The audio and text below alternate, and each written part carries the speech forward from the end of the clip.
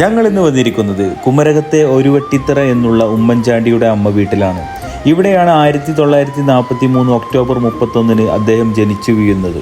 പിന്നീടുള്ള ഓരോ സമയങ്ങളിലും അദ്ദേഹത്തിൻ്റെ ചെറുപ്പകാലത്തും അദ്ദേഹം ഇവിടെ തന്നെ ഉണ്ടായിരുന്നു. ആൾക്കൂട്ടത്തെ ആഘോഷമാക്കിയ നേതാവ്, 5 പതിറ്റാണ്ട് കാലം ജനങ്ങളുടെ ഇടയിലുണ്ടായിരുന്നു അദ്ദേഹം. ഉമ്മൻചാണ്ടി ഓർമ്മയായിട്ട് ഇന്നേക്ക് ഏകദേശം 1 വർഷം തികയുന്നു. മറ്റൊരാൾക്ക് പകർത്താൻ കഴിയാത്ത മനുഷ്യനായിരുന്നു ഉമ്മൻചാണ്ടി.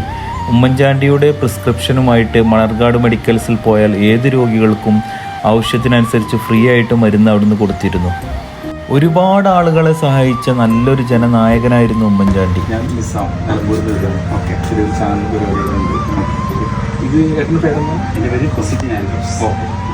ഉമ്മൻചാണ്ടിയുടെ അമ്മയുടെ ആങ്ങളുടെ നമുക്ക് ഇത് എത്ര വർഷമായിട്ടില്ല?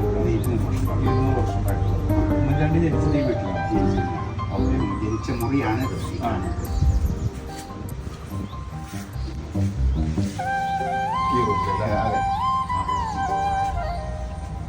ഇപ്പൊ ഇവിടെ ആരാ താമസം? ഞങ്ങളുടെ അമ്മയുടെ ആങ്ങള അച്ഛനായിരുന്നു.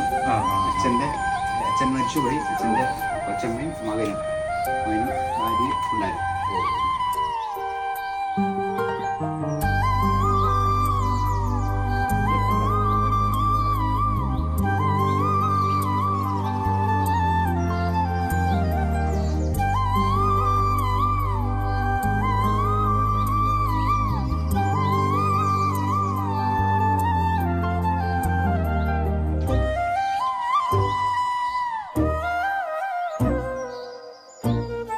പ്രമുഖ വ്യക്തികൾ ജനിച്ച വീടാണിത്. HMDയുടെ ചെയർമാനായിരുന്ന MK മാത്തുള കണ്ടത്തിൽ, പിന്നെ അഡ്വക്കേറ്റ് OM തോമസ്, അദ്ദേഹം ജവഹർലാൽ നെഹ്റുവായിട്ട് വളരെ കണക്ഷനുള്ള ആളായിരുന്നു.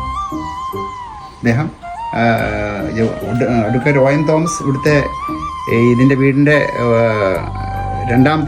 മൂന്നാമത്തെ മകനായിരുന്നു അഡ്വക്കേറ്റ് OM തോമസ്.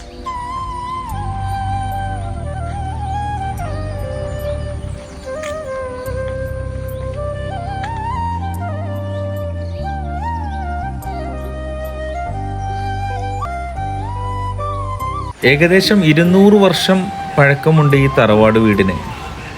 അതിൻ്റെ തൊട്ടടുത്തായിട്ടൊരു കനാലുമുണ്ട്. ഈ തോട്ടിലാണ് ഉമ്മൻചാണ്ടി ചെറുപ്പകാലത്ത് കുളിച്ചു കൊണ്ടിരുന്ന തോടാണ് ഈ തോട്ടിൽ.